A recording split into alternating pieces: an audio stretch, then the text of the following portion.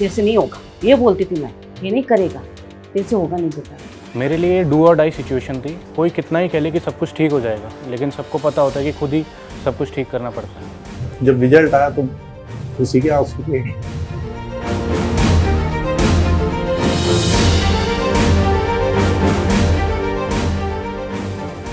जब रिजल्ट आया तो रिएक्शन बहुत अच्छा था घर पे, बस सब इमोशनल भी हो गए थे और खुशी भी थी।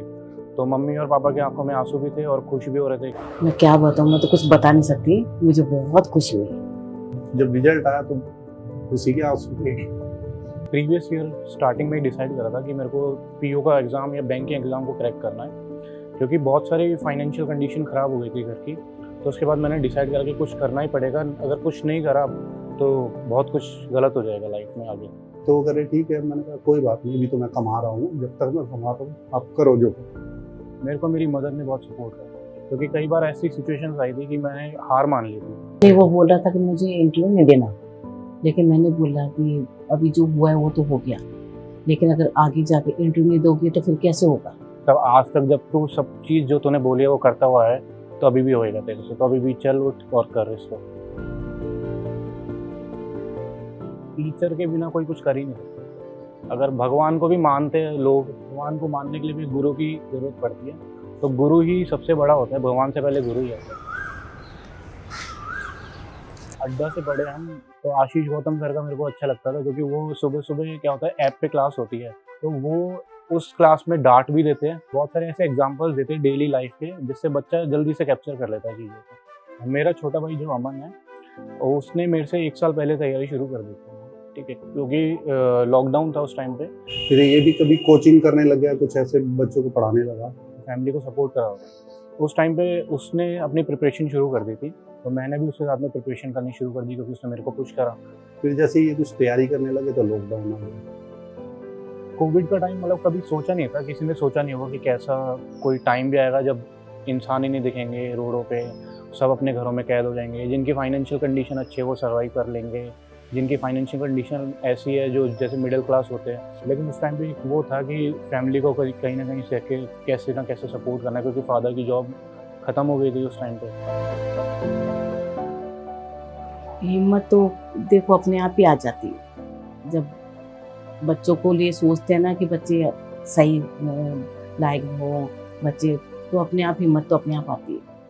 कोविड के टाइम ने ये सिखाया मेरे को, जो सक्सेस तुम्हें चाहिए, जो अचीवमेंट तुम्हें चाहिए, उसको टाइमली पूरा कर लो, क्योंकि टाइम कभी भी चेंज हो सकता है। उसने मेरे को टाइम की अहमियत बता दी कि टाइम अच्छा भी आता है तो एक टाइम पे ऐसा बुरा भी आ सकता है कि तुम्हारा सर्वाइवल मुश्किल हो जाएगा। तो सर्वाइवल अच्छा हो तुम्हारा, इसलिए अचीवमेंट पहले ही कर लो, मेहनत पहले ही कर लो।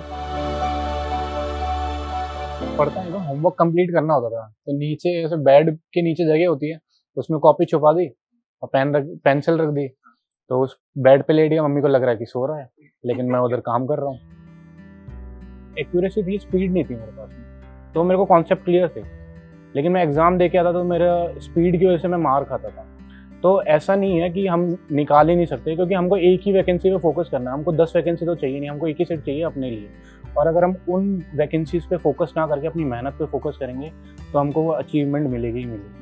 मैं ये मानता हूँ कि बैकअप प्लान नहीं रखना चाहिए। बैकअप प्लान पेरेंट्स सोचते हैं अपने बच्चों के लिए कि कल को इससे ये नहीं हुआ तो ये तो कर लेगा, तो बैकअप प्लान पेरेंट्स को सोचने दो। तुम्हारा जो एम है वो तुम उसको अचीव करने में लगा दो सारी मेहनत और सारा दिमाग।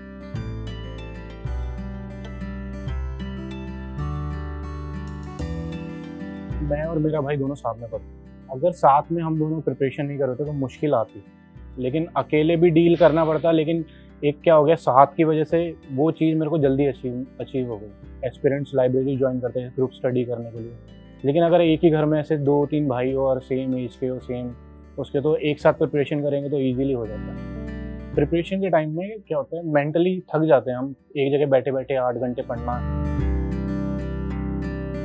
रात में उठ के जाके देखती थी क्या करे बच्चे, कहीं गेम खेल रहे हैं या कुछ तैयारी कर रहे हैं नहीं कर रहे, लेकिन ये प्रॉपर तैयारी कर रहे थे। मैंने तो क्या करा था कि मैंने अपनी स्टडी को एक मतलब एन्जॉयमेंट जैसा बना लिया था। जैसे कि मेरे को इंग्लिश के रूल्स वगैरह ऐसे याद नहीं होते थे कि एडजेक्टिव के साथ ये लगेगा, एडवर्ब के साथ ये लगेगा। तो मैं क्या करता था, मैं सीरीज एंड ऑल देख लेता था। हॉलीवुड सीरीज नेटफ्लिक्स ऑन करा और वो सीरीज देखने शुरू की, तो इंग्लिश में सबटाइटल ऑन करके शुरू कर दिया। तो उससे क्या हो रहा है कि मेरी इंग्लिश भी स्ट्रांग होती जा रही है, मेरा एक सब्जेक्ट भी बनता जा रहा है और मेरे को रिफ्रेशमेंट भी मिल रहा है। कुछ चीज़ देने से पहले भगवान पक्का परीक्षा लेता ही लेता है, चाहे वो अभी ले, स्टार्टिंग में ले ले, चाहे वो एंड में ले ले, चाहे वो चीज़ मिलने से जस्ट पहले ले ले। तो मेरे साथ भी यही हुआ था। कहते मेरे को कोट वगैरह चाहिए, तो मैंने कहा चलो दिला के लाया, सब कुछ करा। एक का मैंने दिला दिया, सब कुछ करने के बाद में सडनली 18 तारीख को मेरा एक्सीडेंट हो गया। उस टाइम पे बहुत ज़्यादा मेंटली मैं वो हो गया था, वीक हो गया था। बोल रहा था कि मुझे इंटरव्यू नहीं देना, लेकिन मैंने बोला कि अभी जो हुआ है वो तो हो गया, लेकिन अगर आगे जाके इंटरव्यू नहीं दोगे तो फिर कैसे होगा, और मेहनत करी है इतनी तुम लोगों ने, तो इंटरव्यू तो देना ही पड़ेगा। तो वो उस चीज़ को मैंने डील करा कि मैंने ये सोचा कि भगवान इस समय परीक्षा ले रहा है, अगर ये मैंने पास कर ली, मतलब ये चीज़ पे मैं अड़ा रह गया तो मेरे को मिल जाएगा। मेरा एक फ्रेंड है हिमांशु नाम से, तो वो लाया था क्रैकर्स। हाफ डे के बाद कॉलेज थोड़ा खाली भी हो जाता है और क्लासेस में फिर बच्चे चले जाते हैं, तो वो बाहर गया, उसने बम रखा और आग लगानी शुरू करी। उस टाइम क्या हुआ कि एक टीचर था, वो वॉशरूम में चले गए और उसने आग लगा दी। वो वॉशरूम में फ्रेश हो रहे हैं, तो उस टाइम पे वो तेज़ धमाका हुआ, वो सर हड़बड़ा के एकदम बाहर भागते हुए आए। उन्होंने देखा कि मेन गेट से एक बच्चा अंदर आ रहा है, तो उसने बोला कि हाँ तुम ही थे ना, तुम्हारी पैंट देखी थी मैंने, इसी कलर की थी। तो उधर कुछ बहस होने लग गई उनकी। अब मैं सोचा कि ये तो गया आज और ये हमारा भी नाम लेगा तो हम सब सस्पेंड होंगे। मैंने बोला सर ये थोड़ी था, कोई और होगा, ये तो अभी आया है। तो सर कह रहे कि मैं दिखा दूंगा कैमरे में। तो मेरे को पता था कि कॉलेज में कैमरे काम नहीं कर रहे, तो मैंने बोला सर चलो दिखा दो कैमरे में। फिर क्या, वो कॉलेज एंड होने पे आया तो एडमिनिस्ट्रेटिव ऑफिस में प्रोविजनल डिग्री लेने जाना होता है, तो वो सर ही बैठे थे।